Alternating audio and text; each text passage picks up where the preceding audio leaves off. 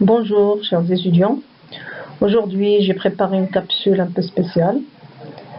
Comme vous savez, l'année scolaire tire à sa fin et la période des examens est une période particulièrement stressante pour les étudiants.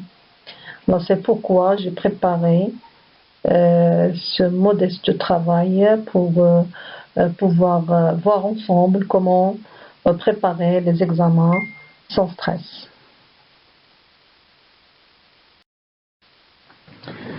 L'examen est le symbole de la reconnaissance sociale. Chaque étudiant fait de son mieux pour le réussir et pour prouver ses capacités vis-à-vis de soi-même et vis-à-vis des autres. Alors,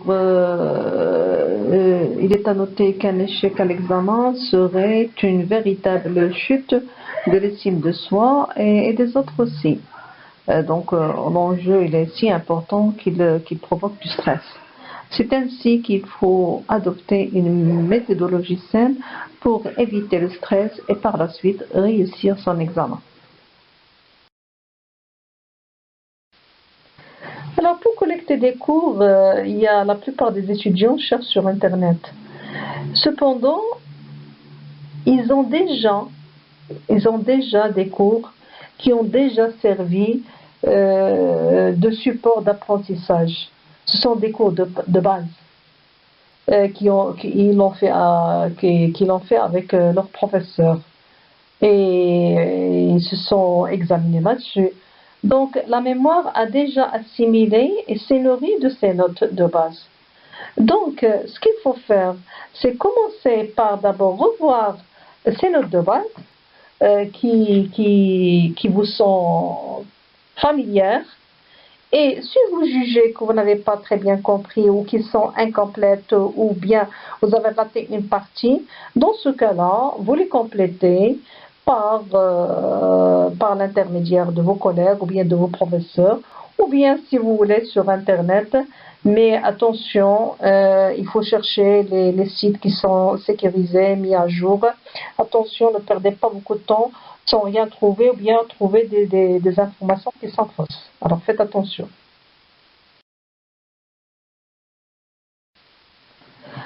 Pour pouvoir vérifier est-ce que vous avez compris, bien assimiler le cours, et il faut reformuler chaque cours à votre manière pour vérifier est-ce que vous l'avez bien assimilé, vous l'avez bien compris, vous l'avez bien saisi dans votre mémoire. Et n'oubliez pas que tout ce qui est visuel laisse une trace dans votre mémoire. Par exemple, je vous conseille d'opter pour les cartes mentales. C'est quoi une carte mentale? C'est le cours, vous allez revoir le cours d'une manière schématique.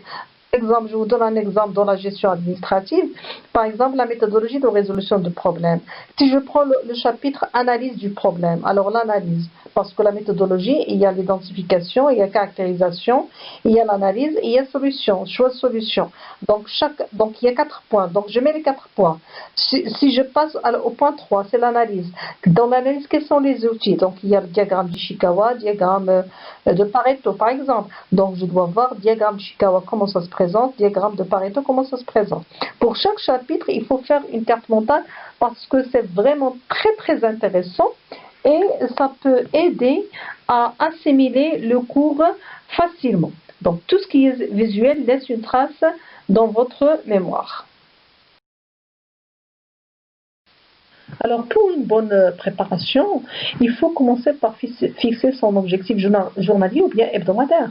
Je peux faire par exemple un planning avec des pauses entre chaque séance de 2 heures au maximum.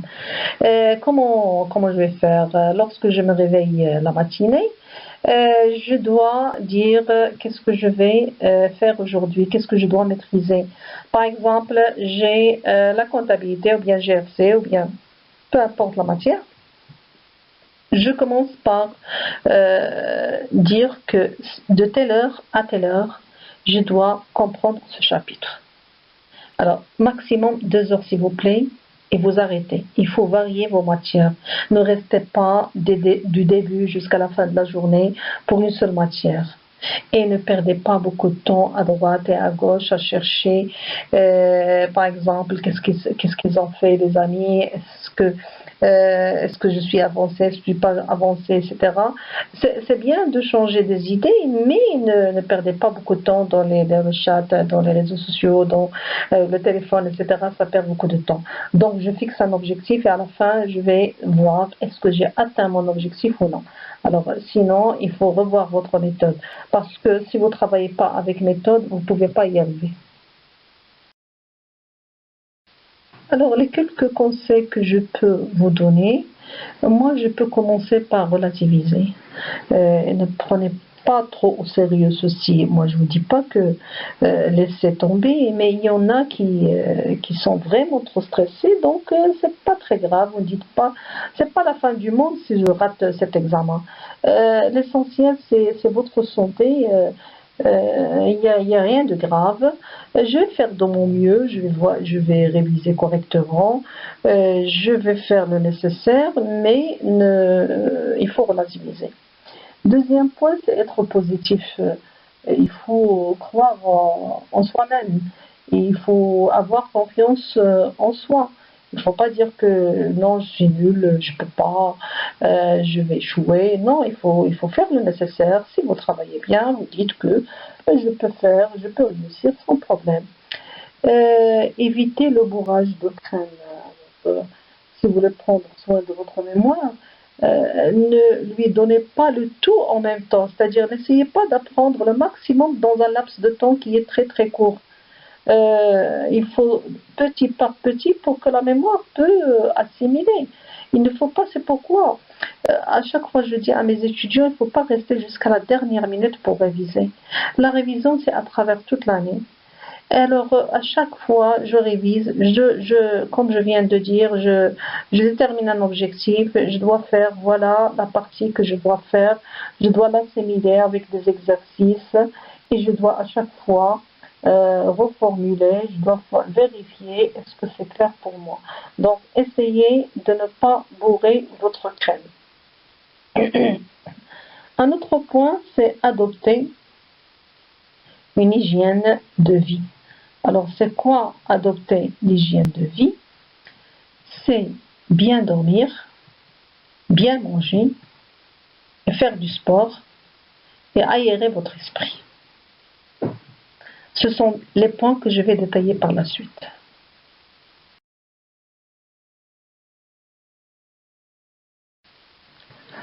Alors, lorsqu'on parle de nourriture, le cerveau a besoin d'une quarantaine de substances différentes pour bien fonctionner. Il a besoin de vitamines, des minéraux, des acides aminés, des acides gras essentiels, etc. Or, un seul aliment ne peut pas contenir tous ces aliments pour les trouver. Donc, il faut diversifier le plus possible son régime alimentaire. Alors, il faut tâcher de manger différemment à chaque repas, changer de nourriture. Il ne faut pas sauter un repas, c'est-à-dire il faut manger petit déjeuner, dîner et éventuellement un goûter. Hein. Donc, le régime pizza, pâtes, sandwich pendant une semaine ou 10 jours ou même un mois, quand on n'a pas le temps, c'est à proscrire. Il faut éviter ceci. Hein. Si vous n'habitez pas chez vos parents et si la préparation de repas, vous estimez qu'il vous prend beaucoup de temps, prenez-le comme une pause. Par exemple, qui vous permettra de répartir du bon pied, d'être plus efficace dans son travail, parce que je ne dois pas rester sur mon bureau en train de préparer depuis le début jusqu'à la fin de la journée. Donc, prenez-le comme une pause et essayez de préparer quelque chose à manger, diversifié. Mangez, s'il vous plaît, beaucoup de fruits. Du lait, du yaourt, des fruits secs, des légumes, surtout des légumes.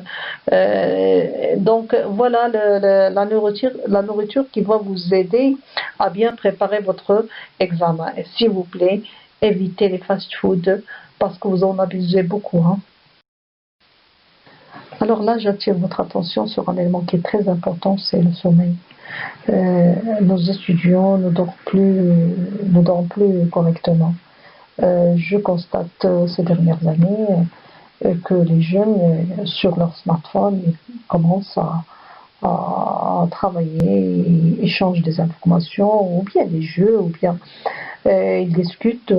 Ils restent toute la nuit réveillés. Moi, je ne comprends pas. Est-ce que c'est à la mode ou bien c'est la tendance ou moi je suis plus dans les normes. Mais il faut préserver le sommeil en général, mais encore plus pendant les révisions. Ce sont les conseils des spécialistes. La nuit, notre cerveau revit les épisodes d'apprentissage pour les consolider de manière efficace en mémoire. En dormant, ça joue un rôle très important. C'est pas une perte de temps. C'est pas du temps perdu, au contraire. Et d'autre part, le sommeil permet d'évacuer les toxines qui se développent au cours de la journée et effraient le travail des neurones. Donc, après avoir bien dormi, nous le sentons. Nos capacités d'attention sont renouvelées. Essayez de revivre l'expérience. Pendant la nuit, on ne peut plus se concentrer. Donc, il faut bien dormir. Et même pendant la journée, après le déjeuner, tâchez de laisser une vingtaine de minutes, consacrer une vingtaine de minutes après le déjeuner pour ça peut être utile aussi parce qu'en mangeant on fait un effort, donc laissez le temps pour votre corps pour se reposer. Donc s'il vous plaît, la nuit c'est pour dormir. Essayez de vous coucher à chaque fois que vous sentez le sommeil. Chaque soir, lorsque vous sentez que vous êtes un peu fatigué, vous ne captez plus rien, il faut dormir. Il vaut mieux. Sinon, vous allez perdre du temps et de la force sans rien capter. Un autre point qui est très important, c'est le sport. Donc, le sport, il est fantastique. C'est un outil de gérer son stress. Si vous vous sentez stressé, il faut faire du sport et ça vous permettra d'évacuer ce stress et de voir la situation sous de nouvelles perspectives. Le sport peut être une excellente façon de faire des pauses dans vos révisions. Quand vous n'arrivez plus à penser, alors arrêtez et allez faire un peu de sport. Le sport aide à améliorer vos performances. Faire du sport, c'est pas rester 2 heures ou 3 heures pour vous fatiguer. Tout simplement, ça peut être 15 minutes, une demi-heure. Choisissez le sport que vous aimez, faire de la marche. Si vous ne pouvez pas faire du sport, on peut tout simplement faire de la marche, des étirements, du cyclisme, du sport collectif. En pratiquant du sport régulièrement, vous renforcez votre système immunitaire, ce qui a pour conséquence de vous rendre moins réceptif aux maladies. Une activité sportive modérée aide à se sentir bien. Et le sport permet aussi de libérer de l'endorphine dans votre cerveau, qui apporte du bien-être naturellement. Donc, je vous conseille de pratiquer du sport chaque jour pendant vos périodes de révision, faire une séance en général 3 fois par semaine. Et si vous n'aimez pas, comme je viens de dire, allez tout simplement marcher un petit peu sous le soleil, ça vous donnera l'occasion d'accumuler un peu de vitamine D, vitamine E. Et soyez régulier, bien sûr, pour renforcer votre santé et essayer de vous déstresser et ça vous apportera beaucoup du bien. Donc, n'oubliez pas d'ajouter le sport à vos quotidiens, s'il vous plaît. Votre examen aura lieu demain. Alors, pas de panique. Il ne faut pas réviser jusqu'à la dernière minute. Normalement, il faut arrêter de réviser au moins 3 heures avant l'examen. Malheureusement, il y a des étudiants qui continuent à réviser jusqu'à la dernière seconde avant le dépôt de l'épreuve. Alors, chose qui risque de vous bloquer. Il faut préparer vos affaires et vos habits, les affaires et vos habits la veille. Il ne faut pas rester jusqu'au jour J, vous devez manger, vous devez sortir tôt, donc vous avez intérêt à préparer tout ce qu'il vous faut la veille. Il faut prendre un petit déjeuner sain et léger. Évitez de manger uniquement des glucides. Il faut préférer un repas complet, riche en protéines, parce que certains produits alimentaires aident à augmenter la fonction cérébrale et la longévité de la mémoire. Par exemple, des noix, des graines, des avocats, des jus d'orange, de grenade, du chocolat noir. Donc, manger un petit déjeuner sain vous aide à être plus concentré pendant l'examen et à le rester plus longtemps. Donc, s'il vous plaît, mangez bien. Ramenez avec vous le jour de l'examen de l'eau, des choses aussi à grignoter même si vous avez eu un déjeuner, il faut apporter avec vous par exemple des dattes, des fruits secs, de l'eau, surtout si l'épreuve dure plus de 2 heures.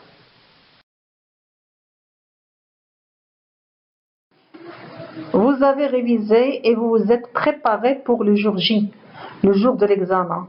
Ne vous inquiétez pas si vous vous sentez un peu nerveux ou nerveuse. C'est tout à fait normal. Alors, il faut essayer de rester calme. Et prenez des inspirations profondes ou bien respirez profondément. Votre feuille de l'examen est devant vous. Lisez-la. Commencez par tout lire. Gérez votre temps. Surtout si l'épreuve comprend plusieurs situations. Et gérez-la en fonction de la matière et du temps que vous avez. Si vous êtes bloqué dans une question, bien sûr une question, passez à la question suivante. Ne perdez pas votre temps. Il faut lire les questions attentivement et assurez-vous, s'il vous plaît, que vous répondez à chaque question correctement. C'est pourquoi il faut lire et relire.